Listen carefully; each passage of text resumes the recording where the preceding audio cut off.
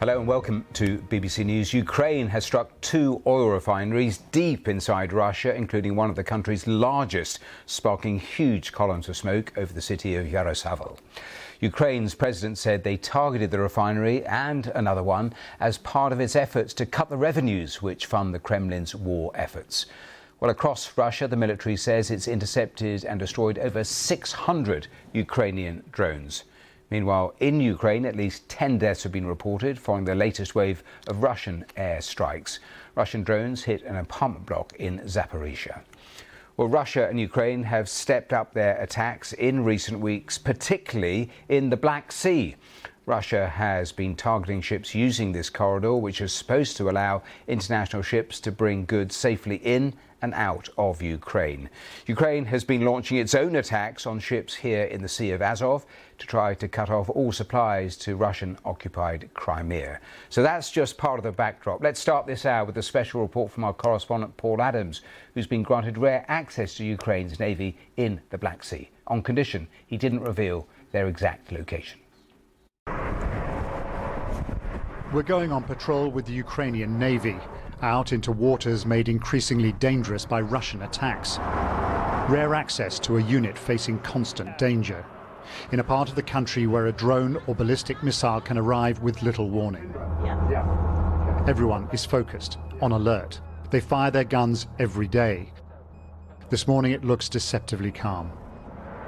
With its guns, its netting and some of the other equipment on board, this vessel can look after itself more or less. But what it can't do is to stop Russia attacking civilian ships coming in and out of Ukraine's ports.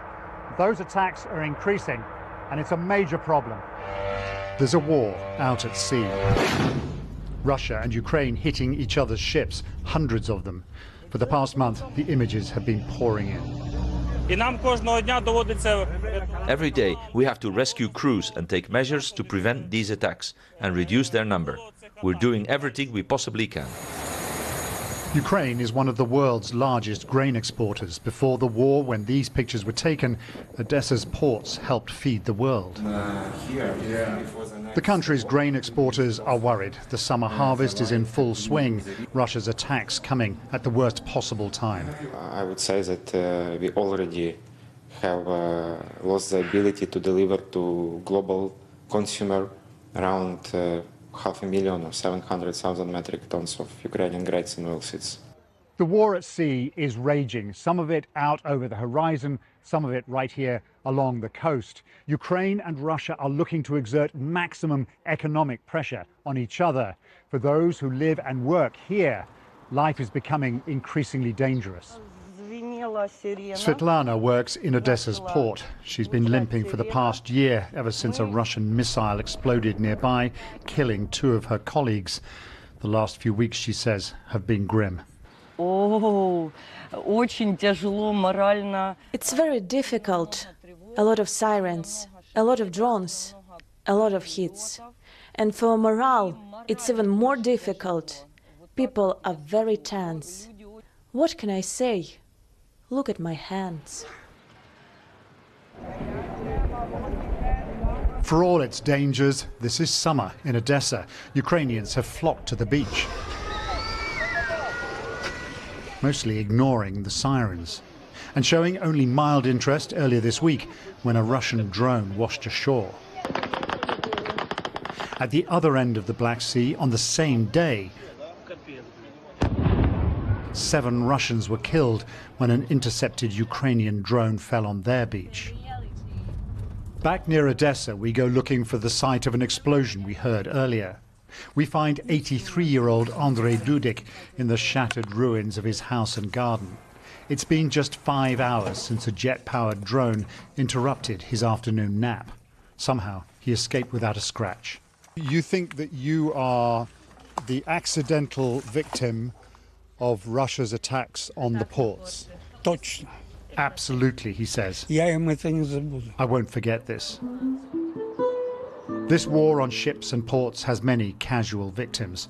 Sailors, dock workers, or people simply unlucky enough to live or work nearby. Paul Adams, BBC News, Odessa.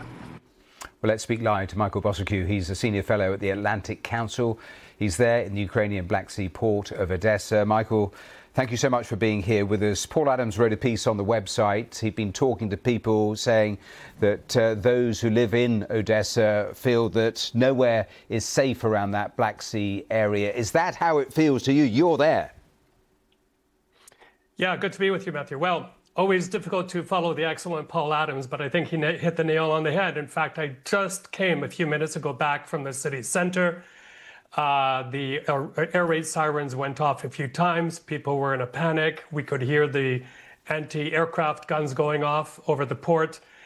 And it is scary. And, you know, it almost makes me tear up is that when you hug people, longtime friends here in Odesa, you feel now, really for the first time, that it could be your last. And that's how unsafe it has become everywhere. You only have to walk perhaps 5 minutes in any direction in the city to see destruction. And in fact, just before I came on air, according to several Telegram channels which have photos and videos, a second ship was hit out in the port today. And just quickly, Matthew, this is important because what they seem to be doing are not only targeted strikes, but also targeting ships that have previously been immobilized by Russian strikes, but they're full of cargo, mostly corn and wheat, but also full of bunker oil, which means if they do get hit a second time, it could cause an ecological disaster here in Odesa. You describe what it's like there so graphically, so thank you for that. But just for people watching around the world, quite often when we've been reporting this war, we see strikes around Kyiv. We've recently been talking about Ukrainian strikes deep inside Russia, not so much about what's been happening around the Black Sea area, but how important in this conflict is the battle around there? Oh, well, it can't be overestimated. I mean, this is world port Odesa. This is a port that feeds the world. Many countries on the brink of starvation. And it's not only food items like corn and wheat, it's also fertilizer, things like that help farmers around the world. And I believe Paul touched on this in his piece, the harvest season here is happening shortly or already starting to happen.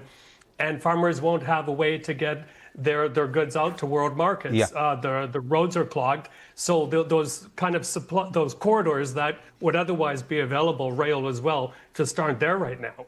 Really briefly, if you could, in terms of those wider reports we were going through only a few moments ago, those strikes deep into Russia, the wild breeze, they were all Fridays, and then Russia's responses. Do you see anything that has a chance of moving the dynamic here of what we've seen for 4 or 5 years? Well, briefly, I mean, it is a tit for tat now. Ukraine strikes wild berries, they strike back here to the Ukrainian versions of Home Depot. So that's very bad. But, you know, the feeling here is that the Trump administration can no longer be relied upon.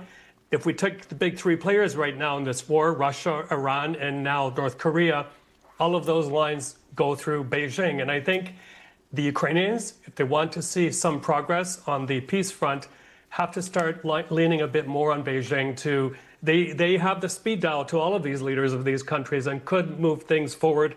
It may make them look better, especially if they don't want to see Russia and Iran become failed states. So there's a lot at stake here, but the diplomatic kind of ballet here has to take a bit of a switch for this war to end sooner rather than later.